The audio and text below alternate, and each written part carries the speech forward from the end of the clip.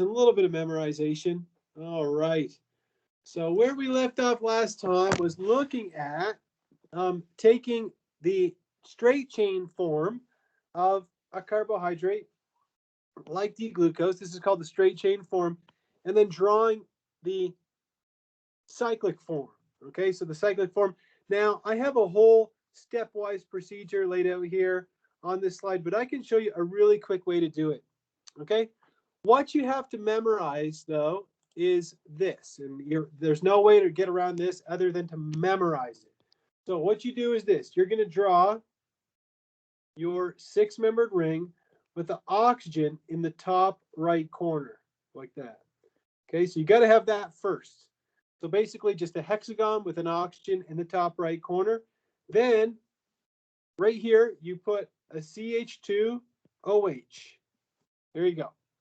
Okay, so that's the first part. Next, what I like to do is I number the carbons. You number starting here. That's what we call the anomeric carbon. So you start there and you go 1, 2, 3, 4, 5, 6, like that. Okay, so numbering all the carbons, not done yet. Then on carbon number 5, you draw a hydrogen pointing down. Everything that I have drawn right here, this is always going to stay constant. So we could just make a copy of this, copy, and we could paste this over here maybe, and we could write below this that you must memorize this part. Okay, you have to be able to draw that in order to take the straight chain form and convert it to the ring form quickly. Now, here's the next part. On carbons 2, 3, and 4, so carbons 2, 3, and 4, whatever group is pointing on the right-hand side, anything that's on the right-hand side of carbons 2, 3, and 4 is going to be pointing down, okay? Which means that anything that's on the left-hand side is going to be pointing up. But I'm going to get rid of the up thing because it's easier just to think about one thing at once. So that means on carbon number 2, there's going to be an OH pointing down, a hydroxyl pointing down. So that means I'm going to have a hydroxyl going down here. On carbon number 3, I have a hydrogen pointing down, and this hydroxyl is going to be pointing up. So on carbon number 3, my hydroxyl is going to be pointing up like this. And on carbon number 4, my hydroxyl is on the right-hand side, so it's going to be pointing down like that. Okay? Give me a thumbs up if you follow me thus far, even if you're like, you know what, I'm going to have to practice it. But yeah, I think I got that much. Okay. Well, the next part, the last part, the person who's asking you the question has to tell you whether they want you to draw the alpha stereoisomer or the beta. If it's alpha, then the hydroxyl is going to be pointing down on carbon number 1. If it's beta, it's going to be pointing up like this. Okay, so if we go to the next slide, you can see that we have the alpha and beta D-glucose. And you can see that we were perfectly correct that on carbons 2, 3, and 4, our hydroxyls were all pointing in the right direction, going down, up, down. Okay, but if I was to ask you a question, I said alpha D-glucose, it means the hydroxyl is going to be pointing down. And if it's beta D-glucose, the hydroxyl on the anomeric carbon is going to be pointing up like that. Okay. Again, the two compounds are nothing more than diastereomers of one another. Okay, because they're not enantiomers, but they are stereoisomers of one another. All right, here we go. So, if you're wondering, like, why do I need to know about these different forms, alpha and beta?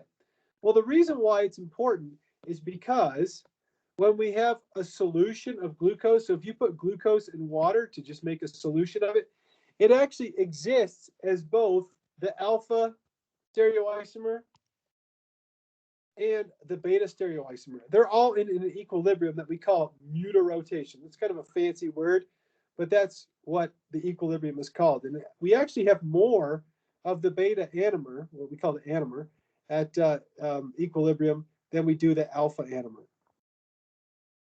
All right. Well, with all that in mind, let's see if we could draw both anomers of D-mannose that's shown here. So what I want to do is I want to back up a couple of slides, and I'm going to copy this skeleton that we had drawn before. And I told you that you had to memorize this. So I'm going to go copy.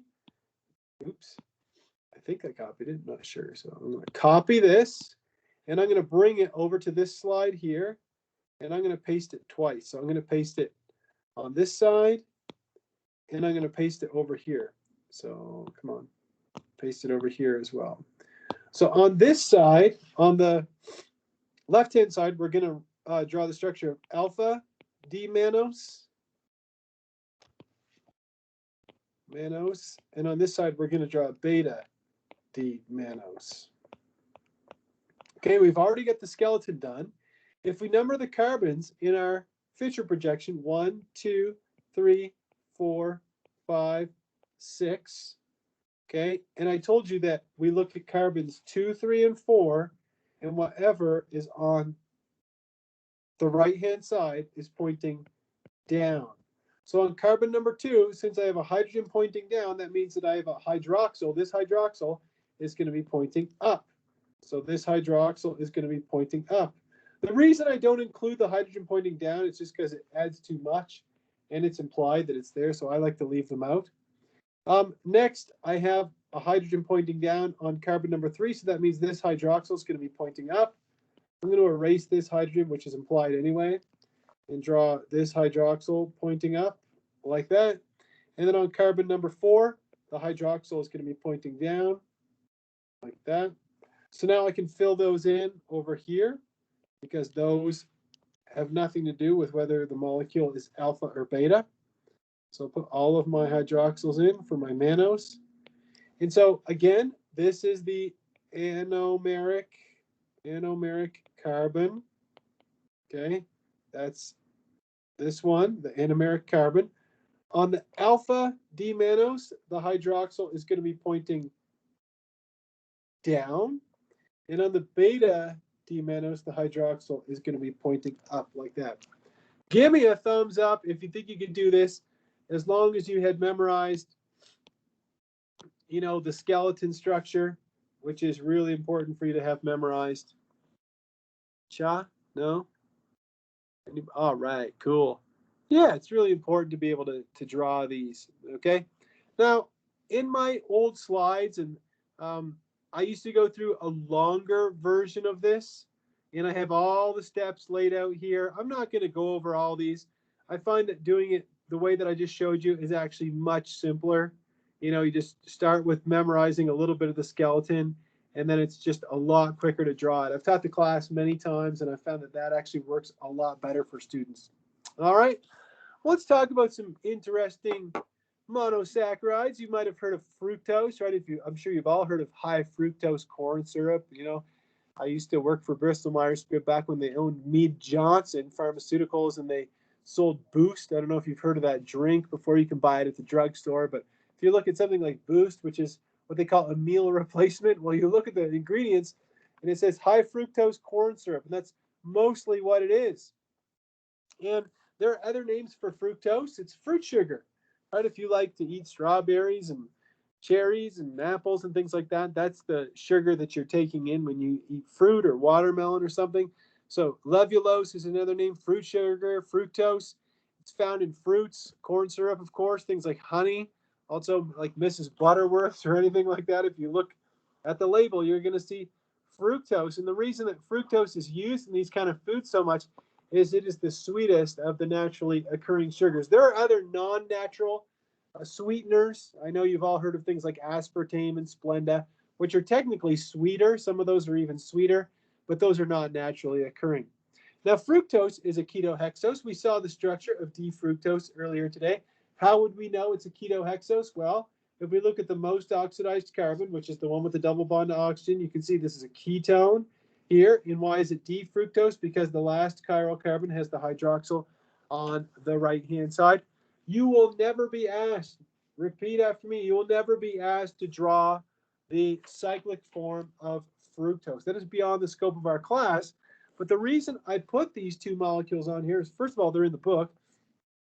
But I also want to show you that the carbon number 2 in alpha or beta D fructose is a hemiacetal. Look, you can see that this carbon is not only an ether, part of an ether, but it's also part of an alcohol, right? Same thing here, ether, and then we have an alcohol. So carbon number 2 is a we have a hemiacetal at carbon number 2, like that, hemiacetal. What else? Galactose. So galactose is actually very similar to glucose, okay? The only difference is this carbon right here. In glucose, this hydroxyl is pointing down, okay?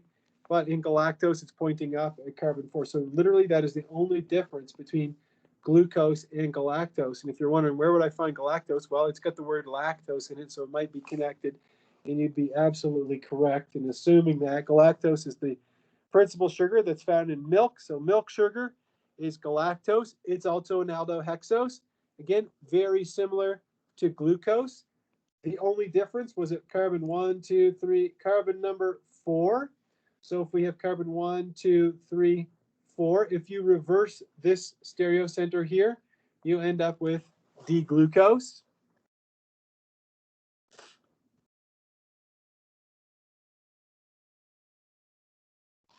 So if you want to try drawing D-glucose, right, all you'd have to do is draw this. You have your CH2OH at the bottom. You have your aldehyde at the top. You have this hydroxyl, which doesn't change. You have this hydrogen and hydroxyl that doesn't change. But to make D-glucose, again, the only difference is at carbon number 4. So at carbon number 4 over here, we have a hydroxyl. Here we have a hydrogen. At carbon number 5, it's like this. So again, the only difference between galactose and glucose is carbon number 4. That is it. Otherwise, they have a lot more similarities than they do differences, these two sugars. All right. Here I have it shown in even more detail that the only difference between glucose and galactose is the orientation of the hydroxyl carbon 4, but instead of doing it with a Fisher projection, here I've done it with a Haworth projection, the cyclic form. And here, in both cases, we're seeing the beta form of glucose and galactose because the hydroxyl is pointing up like that. Other 5-carbon sugars, ribose and deoxyribose. The reason these are important is because you've probably heard that ribose and deoxyribose are found in RNA and DNA, which we don't cover in this class because they're covered so frequently in biology courses at PPCC. But if you want to know what the structure of ribose is, it's shown right here on the bottom left, and you can see that deoxyribose is pretty close to the structure of ribose. It's just missing an oxygen. This oxygen has been removed. All right, let's talk about some reagents, and we're going to start by talking about the Benedicts reagent. And we're going to see the Benedicts reagent in the carbohydrates lab that we're going to do later on in the class. But the Benedicts reagent is a way to distinguish a ketose, or sorry, an aldose from a ketose, or an aldose from a non-aldose. Right? We talked about what an aldose is. So here is D-glyceraldehyde, down here at the bottom. Okay. Well, what the Benedicts reagent is used for is this. Let me give you a little bit of history on this first. Okay. It's 2021. We have lots of different ways to help us determine the structures of molecules nowadays, right? Some of these techniques are not discussed in our class, would be beyond the scope of our class, but some very common ones that you might have heard of, especially if you're into these shows like Forensic Files or any kind of crime show where they discuss the science of elucidating structures of molecules. You might have heard of infrared spectroscopy or nuclear magnetic resonance spectroscopy, or mass spectrometry. These are really commonly used methods to help us determine the structures of molecules. However, these are very modern methods. Now, before we had things like IR, NMR, and MS, years ago, chemists had to find different ways to determine the structures of molecules. And in fact, historically, elucidating the structures of unknown molecules was a very painful and painstaking and long process. And one of the tools that the chemists had at their disposal was what's called the Benedicts reagent. So what they're taking advantage of is the fact that the aldehyde group in an aldehose actually gets oxidized by this special reagent, which is nothing more than a basic solution of copper 2 plus ions. But what's interesting about copper 2 plus ions is that they have a beautiful blue color. If you've ever seen aquavelva before, I don't even know if people use that anymore, but aquavelva has this blue color. And so copper 2 ions are blue. Okay, so that's what you need to know. Now, what would happen if I took this aldehyde of an aldose and I exposed it to the Benedicts reagent? Well, the Benedicts reagent has my copper 2 ions, and what the Benedicts reagent does is it causes an oxidation of the aldehyde. It oxidizes it to this carboxylate here, right? Remember that in organic chemistry, oxidation is gaining oxygen or losing hydrogen. And here you can see that both are occurring. So when we go from the aldehyde to the carboxylate, this is oxidation.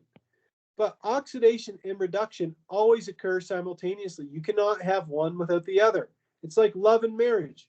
And so we have a reduction that's also occurring. The reduction that's occurring is the copper 2 plus is being reduced to copper 1 plus. So this is the reduction here, right? And if you're saying, well, how do I know this is copper 1? Well, remember, that's copper 1 oxide. This takes you back to your chemistry 101 days, right? Cu2O, oxygen always has an oxidation number of -2. So over here we have +2 divided by 2 coppers, which gives us +1. And copper +1 has a red color to it. So how do you know that you are dealing with an aldose? If you take your Benedicts reagent, which is, again, just a basic buffered solution of copper 2 plus ions, and you react it with an aldose, you're going to get an orange-red precipitate forming, okay, when you form the copper 1 oxide.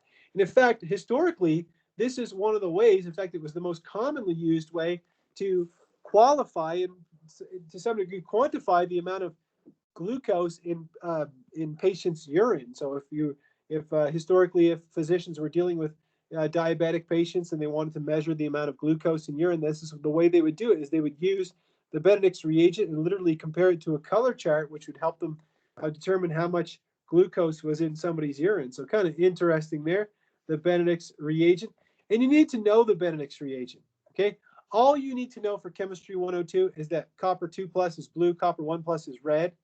When you go from a 2 plus ion to a 1 plus ion, that's reduction, right? Reduction is gaining electrons, okay? So these are the kind of things that you need to know, all right? Benedicts reagent, another reason it's so popular is because it's so inexpensive. Now, what I just told you was that in order for the Benedicts reagent to work, you have to have an aldose. And so you might think, well, what about something like fructose? That's not going to react with the Benedicts reagent because it's not an aldose, it's a ketose. Well, the answer is not exactly. It says here that all monosaccharides and the disaccharides except sucrose are what we call reducing sugars. Why do we call them reducing sugars? Because they are effective at reducing copper 2 plus to copper 1 plus. The sugar is being oxidized when it reacts with the Benedicts reagent. However, a reduction is occurring when we reduce copper 2 to copper 1. So what you need to know in chemistry 102, which comes up quite a bit in this class, is that all monosaccharides and disaccharides are reducing sugars. The exception is sucrose, table sugar. So if you take table sugar and you treat it with the Benedicts reagent, you see a beautiful blue solution. It does not reduce copper ions. Then that brings me to, how could something like fructose be a reducing sugar if it's not an aldose?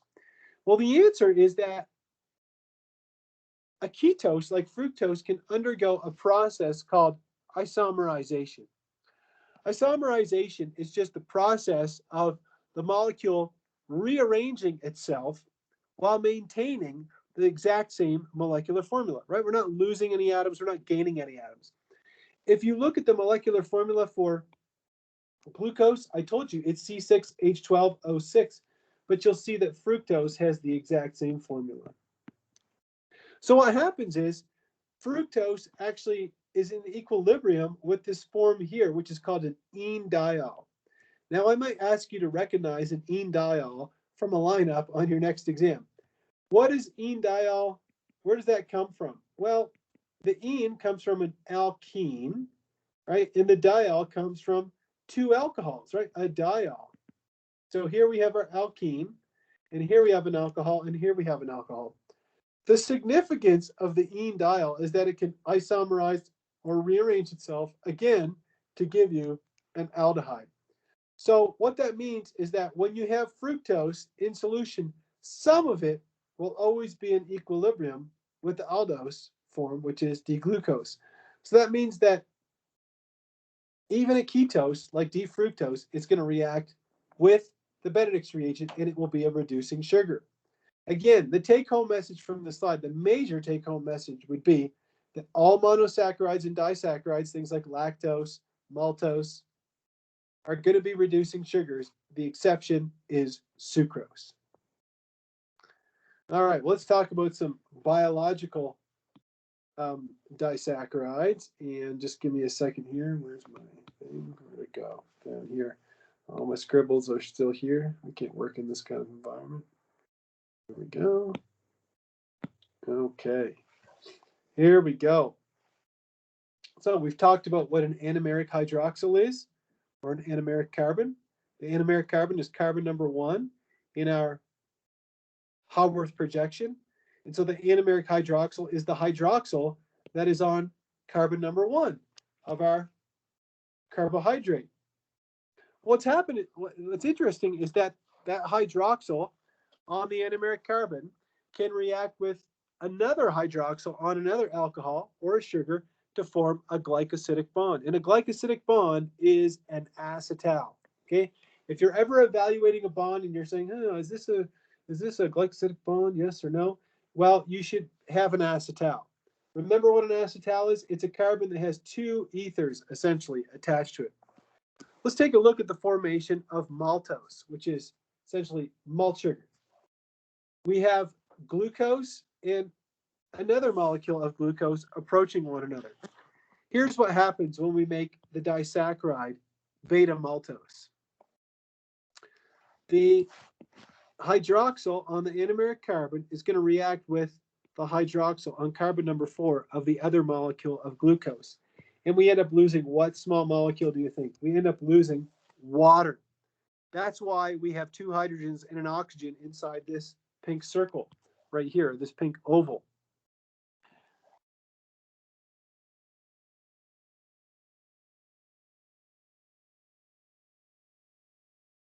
That's what results in the formation of the glycosidic bond.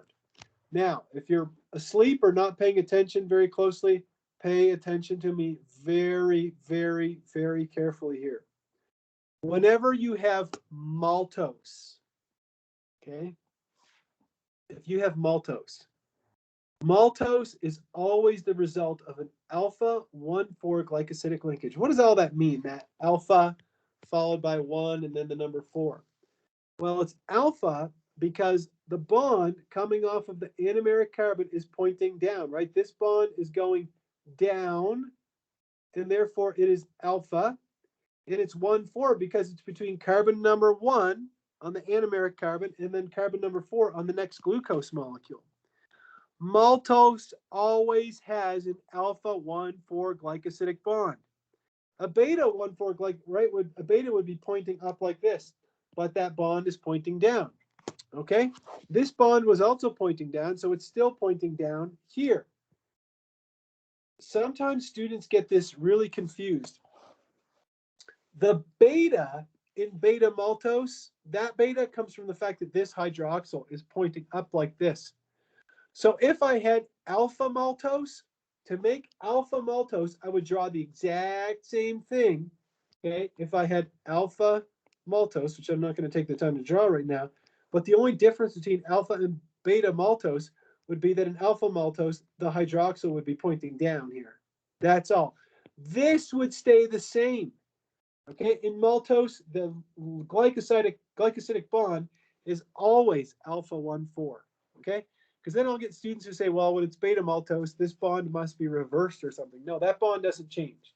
Okay, the alpha in front of the maltose is discussing this anomeric carbon over here, or is denoting that carbon over there. Okay, a little more information about disaccharides in case you weren't following me 100%. So the glycosidic linkage between the two rings can be alpha or beta. If it's pointing down like this would be alpha. This is an alpha 1,4, and you'll see it written all kinds of different ways in all kinds of different books. So here you see it's kind of backwards, but it means the same thing as alpha 1,4. I normally write it like that. But look, if we had this exact same skeleton, and I'll try to draw it as neatly as I can. We have our oxygen, and say this bond is pointing up, right? And this one is doing this, okay? Like this, okay? And we had hydroxyl pointing down like this. I don't know, whatever, okay? This linkage right here, maybe use a different color. This linkage would be beta 1,4, right? Because this is carbon number 1, this is carbon number 4, like that. Now, here I've drawn this bond pointing up. If I wanted to be consistent with what's going on here, let me delete that. So I'm going to delete this stuff here. And it would actually look something more like this. Let me move this down. Okay. It would look like this. So I would still have that bond pointing down like that. And it would look like this. Okay. So that's still a beta 1,4 glycosidic bond. All right. Here we go. Okay, well, what about maltose? Malt sugar. Well, it says here that maltose, we form that from 2 D-glucose molecules. We get a alpha, I should say alpha 1,4 glycosidic linkage. Maltose, again, we call that malt sugar. It's one of the intermediates that's formed when you hydrolyze starch in your body. So when the body starts breaking down starch, which, you know, we end up making maltose, and then, of course, that gets further degraded, okay? Anyhow, it's also a reducing sugar because it's got a hemiacetal in it. If you're not 100% sure, you can see that right here is the hemiacetal starting on this anomeric carbon over here. We have the ether group here, and we have the hydroxyl there. Okay, this is also an alpha 1,4 glycosidic bond, the one between the two D-glucose molecules in maltose. So if we back up here, what I want you to know is I want you to know what a glycosidic bond is. You should know that it's an acetal. You should know the difference between an alpha 1,4, right, and a beta 1,4. You should know that maltose is made from 2 D-glucose molecules with an alpha 1,4 glycosidic bond. So this is beta maltose. Again, if I wanted to draw alpha, I would just put this hydroxyl pointed down like that. Let's take a look at another disaccharide. Lactose, you're going to see a lot of the same things over and over here. Okay. So lactose, you should know, is formed by joining beta D-galactose to D-glucose. As long as you just know it's galactose and glucose, that's good enough for me. Okay. Lactose, again, is milk sugar. Here we go. So let's just take a look at some of the bonds here. You have galactose over here on the left and glucose on the right. It's the hydroxyl on carbon number 1, and we have the hydroxyl on carbon number 4 over here. We lose water in the end, and we form our glycosidic bond. This bond is always going to be pointing up, right? It's going up here. This bond is going down, so it's going to be pointing down here. And so our linkage here is beta 1,4. The reason that this is beta lactose, though, has nothing to do with that beta at all. The reason this is beta lactose is because the hydroxyl here is pointed up. If I had the hydroxyl pointing down, it would be alpha lactose, and this would never change. Okay? There's one more disaccharide, or no, I have a little slide here about lactose intolerance and galactosemia. So in order for us to be able to use milk sugar, we've got to be able to break it down into galactose, and then we make a phosphorylated glucose, which we'll take a look at later on when we discuss glycolysis and the Krebs cycle. We're not going to worry about that tonight.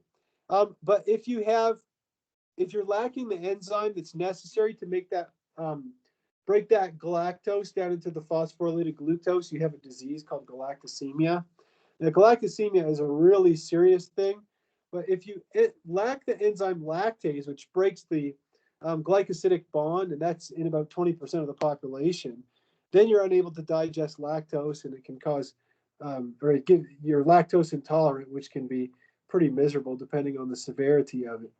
Anyhow, the next sugar is sucrose. All Chemistry 102 students need to know that sucrose is a non-reducing sugar and that it's formed from glucose and fructose. Okay. Again, non-reducing, it's a little bit different than the other disaccharides because it's not two 6-membered rings. It's a 6-membered ring and a 5-membered ring. But what else do you need to know about sucrose? You should know that it's water soluble, which I'm sure you all know. If you've ever made Kool-Aid before, you know that sugar is water soluble. And that's important because it makes it easily transported in the circulatory system of plants. It has many different names: cane sugar, table sugar, beet sugar, and it is linked to whether our teeth are healthy or not. And in fact, the book goes into a little bit of detail about that. And I'm not going to ask you about the linkage between table sugar and cavities, but it's an interesting read if you have time to take a look at that. Here's the glycosidic bond in sucrose. Again, I'm not going to ask you to draw a molecule of sucrose or something like that. It's a little more complicated. And just to go over it quickly, again, there's no hemiacetal in this molecule. You see that you actually end up with two acetals. Look, you have an acetal here, right? That's an acetal on that anomeric carbon. And then we also have an acetal going here, okay? And then we have another one going from here. Where am I here? Well, it's not a hemiacetal. Sorry, it's not an acetal, but it's also not a hemiacetal on carbon number 2. Anyhow, and so we call this an alpha 1 beta 2. And the reason it's an alpha 1, which I'm never going to ask you about this one, this is kind of complicated, but you see that it's alpha because it's pointing down here and beta because it's pointing up there. Anyhow, there you go. That's the structure of sucrose. If you want to do something for fun, you could Google sucrose and look up the IUPAC name of sucrose, which is really long, and then ask somebody to pass it to you at a restaurant or something. Anyhow, next section deals with polysaccharides, and somebody had asked me at the beginning of the lecture, are all polymers linked together with glycosidic bonds? So it depends. If you look at starch, starch is just the storage form of glucose that's found in plants.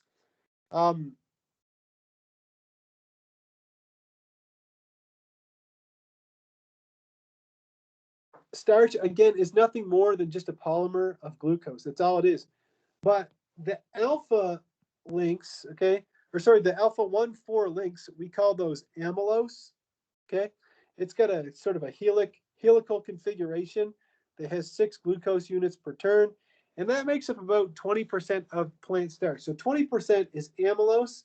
The rest of it is what's called amylopectin, okay? And amylopectin has not only 1,4 links, but it also has 1,6 links, which are not glycosidic bonds. So I'll show you the difference on the next slide, okay?